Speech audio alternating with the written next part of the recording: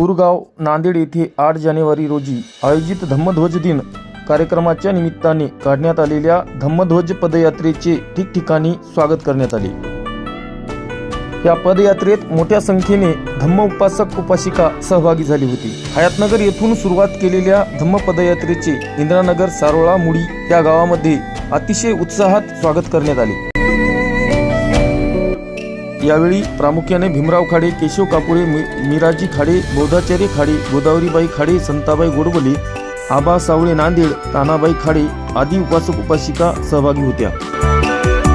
पूज्य भदंत पय्याबोधी महाथेरो यांच्या मार्गदर्शनात भंते शिलकृती यांच्या नेतृत्वात धम्म बांधव भगिनींनी खुरगावच्या दिशेने वाटचाल केली।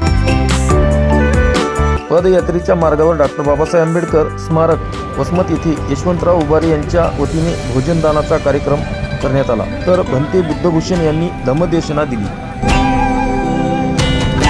पूर्ण पदयात्रेच्या यशस्वीतेसाठी चंद्रमणी उर्फ बाळासाहेब गोडबोले यांनी विशेष परिश्रम घेतले। यावेळी प्राध्यापक सुभाष मस्के सर, श्रीरंग थोरात, विजयकुमार इंगळे, राजकुमार इंगळे, गौतम मोगले, आनंद करवंदे, भगवान शिवभगत, आनंद खरे, तुका पाटील यांनी कार्यक्रमाच्या नियोजनासाठी मोलाचे सहकार्य केले।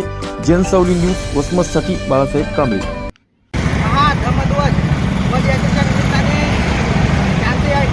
या ठिकाणी स्वागत करतो आणि या ठिकाणी सर्वांनी 8 जानेवारीला 7 वाजता बहुसंख्येने या धम्मपदयात्रेला प्रतिसाद म्हणून बहुसंख्येने उपस्थित राहून या महापदयात्रेची शोभा वाढवायची आहे। सर्वांचं मंगल हो, सर्वांचं कल्याण। यांच्या मार्गदर्शनाखाली मोजे हयातनगर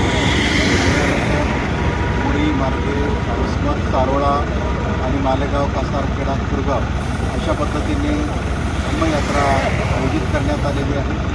या पदयात्रेमध्ये हयातनगर आणि परिसरातील बौद्ध उपासक उपासिका मोठ्या संख्येनं सहभागी 8 जानेवारीला खुरगावचे डॉक्टर बाबासाहेब आंबेडकर इथपर्यंत ही पदयात्रा जाणार असून जागोजागी पदयात्रेत सहभागी झालेल्या स्वागत करण्यात आलं। या सर्व उपासक अभिनंदनास पात्र यासाठी आहे की धर्माचं शिक्षण कर्म करत असताना बुद्धाच्या शिकवणीनुसार आपला त्याग आणि स्वतःच्या शरीराला झीज देत धर्मसंदेश सामान्य माणसापर्यंत, शेवटच्या माणसापर्यंत पोहोचावा यासाठी ते पायी निघालेले आहेत। अशा प्रकारे वसमत शहरात जागोजागी स्वागत करून ही पदयात्रा खुरगावच्या दिशेने प्रस्थान करत आहे। मी सर्वांना शुभेच्छा देतो। थांबतो। नमो बुद्धाय, जय हिंद।